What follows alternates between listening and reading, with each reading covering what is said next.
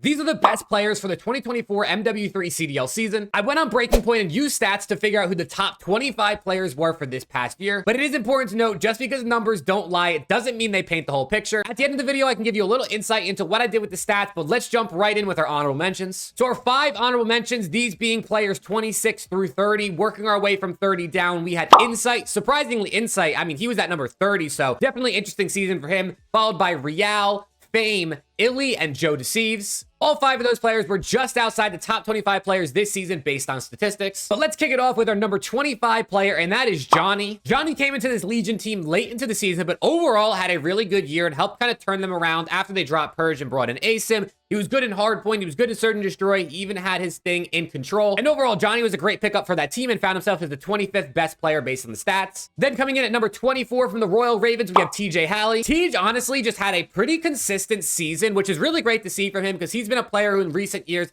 hasn't really found that consistency. He was pretty good in Search and Destroy, as we've grown to expect from Tej, but kind of did it across all modes. Then at number 23, the rookie, we have Linz. Linz obviously started the year incredibly, was easily Rookie of the Year favorite after Major 1 when Rocker got top 4. He kind of fell back a little bit throughout the season, but overall, obviously did good enough to find himself at number 23. The 22nd best player based on the stats from the New York Subliners is none other than Skies. Skies had a pretty interesting season, right? Played pretty slow this year, if you ask me, but he was able to excel in different areas, especially in the objective play. At the end of the day, I know a lot of fans were kind of expecting more from Skies this season, but he was a pretty solid, consistent factor, especially in the first half of the year for the Subliners. Then obviously they peaked towards the end of the year, so he of course did his thing. Then at number 21, we have none other than Metals from the Miami Heretics. Metals honestly had a pretty underrated year, if you ask me. If you look across the league, I think he was one of the most underrated players this season. He kind of did it across all modes generally. I think Control was his worst mode. But overall, Metals had a pretty up and down season. He was really good in Major 1, kind of lulled out in the middle, and then was really good to the end of the season. So overall, I mean, when you kind of add it all up, it averages out to making him the 21st player this season. Now we get into our top 20. We got another rookie here in the 20 spot. It is Abuza. Abuza, a player that undoubtedly would be way higher on this list if he was on the role he should be on the whole season, which is the main AR. He obviously played half the year as an SMG player, which made no sense. I don't know what they were doing over in Seattle. But once they got him an AR, this guy absolutely cooked and definitely rose himself up the ranks into number 20. He kind of did it all, right? He was solid in every single mode. He was one of the best objective players this year, and overall doing really good, finding himself at number 20 in the statistical categories. Then at number 19, we have Lucky from the Miami Heretics. Lucky, another player that I think had a pretty underrated year, finding himself as the highest rated statistical player on the Miami Heretics this season. Someone who was arguably one of the best SND players this year, super icy, was really good in first blood percentage, and overall just was a very consistent backbone for this Miami team, despite some of their struggles earlier on in the year. Then coming in at number 18, we have none other than Dylan Envoy, one of my personal favorite players in the league, and a player like most years found himself to have peaks and valleys throughout the season.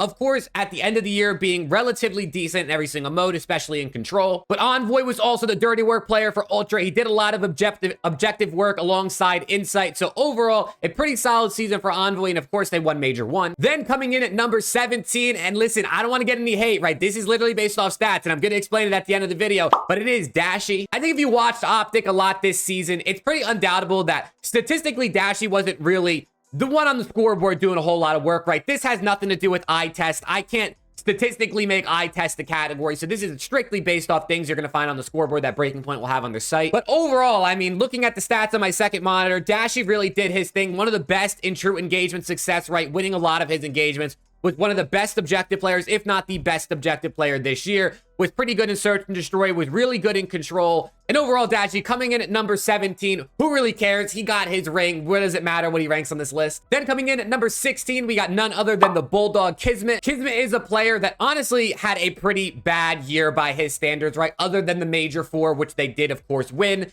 They did make grand finals at Champs, but he honestly had a pretty underwhelming Champs performance this past weekend from the time I'm recording this. The real thing for Kiz was he stood out in SND like he does every year. And then, of course, Kismet is not afraid to play the objective. So overall, just all the things he did this season found himself in the number 16 spot. Then coming in at number 15, another one of our world champions, it is Kenny. Kenny honestly had a really good year overall. The only place he really slumped was in Search and Destroy. Unfortunately, he just was not really that good in Search and Destroy this year. But overall, in every other mode, every other statistical category, honestly, Kenny was pretty solid. And then, of course, when you start adding in things like communication and leadership and the intangibles that are not a part of this video, Kenny would, of course, rise in the list. But just statistically, coming in at number 15, leaving all the rest of it out, is honestly really good for Ken. Then coming in at number 14, the highest rated rookie on the list and the winner of the Rookie of the Year, it is Gwyn. Gwyn honestly had a really good season, if you ask me. I know he struggled on land, but of course online is a major part of the year. And when you're looking at stats, it's going to make up a lot of those stats. But Gwyn kind of did it in every mode, SND definitely being his lowest mode or his worst mode, if you want to say it like that. But overall, he was probably about average in SND this season. I mean, to come into this league as a rookie, not only as a rookie, but playing the SMG role, to be the 9th highest KD, 8th in Slayer rating. This guy honestly had a really good season as a rookie, and I'm excited to see what he can do next year. Then coming in at number 13, we got none other than Dylan Attach, another one of my favorite players in the league and has been for a very long time. Attach, probably most improved player for a lot of people when you look at last year into this year. He was pretty solid across all modes, obviously coming in with the 5th highest KD this season. And then also honestly being really good in control, one of the better control players this season. I mean, Attach had a really good season, if you ask me, and he finds himself at number 13. Then coming in as our 12th statistical player this season is none other than Pred. Pred is a player that, honestly, I think kind of had an underrated year, which is probably kind of crazy considering he won 2 events, right? One of those being COD champs. But I think people don't realize just how solid Pred was most of the season other than that major 4. I mean, Pred came in with the 6th highest KD. He was 6th in Slayer rating. He was 5th in hardpoint kills per 10 minutes. SND was definitely where he probably struggled the most, although he was 9th in First Bloods. And then he was 4th in control KD, 9th in control kills per 10 minutes. And overall, I think had a really good season. And obviously, you won champs. So, of course, had a really good season, especially towards the end. But I low-key think Pred might have been a little bit underrated in terms of his overall performance. Then we get into number 11, and this might be the most surprising spot for any player on this list, especially for a lot of people watching this. This is the player I thought has been underrated for a very long time, and I think this just goes to show how underrated they can be. At number 11 is Nero. Nero is honestly a pretty incredible player. He plays the hardest role in the game, right? That fast-paced entry SMG. He did it on a team like Legion, which of course did not make champs, but statistically, individually himself, he had a great year. I mean, playing on that role and having the 7th best KD in the league is actually pretty impressive. His only real struggle, like a lot of the Las Vegas Legion team, was in SND, but overall in Respawn, this guy was super good, and I expect him to honestly be on a pretty competitive top 6 type team next year. But now we get into our top 10. If you haven't already, consider subbing to the channel. We're on the road to 5K subs, and I appreciate all the support. Coming in at number 10, it is none other than Sib from the New York Subliners. Sib is another player that I think might have had a slightly underrated year. He definitely had his inconsistencies through the first half of the year, but by the end of the year, he was super, super good. Sib is one of the best damage dealers in the league, kind of being like top 10 in every single damage category. And overall, you could argue dropping Priesta for Sib was a good idea this season, but when you look at Sib's numbers individually, it definitely was pretty good. Coming in at number 9, we got none other than Kleenex. Kleenex, of course, an all-star this year with the CDL, and the dude was just good across every single mode. I mean, the guy, he plays one of the hardest roles in the game, like I said, for Nero. He's fast-paced, he wins his gunfights, he gets aggressive on the map, and of course enables his teammates on the Toronto Ultra to make big plays. We got to keep it moving up to number 8 with the King Cobra himself. It's Celium. Celium, of course, top 2 in like every single KD category. The guy obviously plays a slower role. That is his job on this Atlanta FaZe team. I know he gets criticized for it, but at the end of the day, it's kind of must be what they're telling him to do, right? Do I wish he played faster at times? Of course, I think Celium could be incredible, especially if he played even faster and got into the mix a bit more. But at the end of the day, Celium is a very consistent factor for this FaZe team. And even though it's a bit of a disappointing year for them on the team success, individually, Celium comes in at number 8 on the stats. Then at number 7, we got Cell's AR duo. It is Draza. People might not like Draza, but at the end of the day, the dude is a great individual player. And surprisingly, his worst mode this year was SND, which was historically his best mode when he was on LA Thieves. But other than Search, Draza did great in Respawn, and I honestly think was potentially their 2nd best player on Atlanta FaZe this season, although he did have a very disappointing champs performance. Then coming in at number 6, another Atlanta FaZe player. We got 3 in a row. It's aBeZy. aBeZy, I think, potentially had the most underrated year out of any player in the league. People are talking about aBeZy like he had a pretty bad year, and maybe by his standards, it wasn't what you expected, especially being the runner-up to MVP last year at MW2. But when you average out all the stats, this guy comes out to number 6 in the entire league with what he did last year. I mean, he did it across every mode. He was like top 15 in a lot of these categories.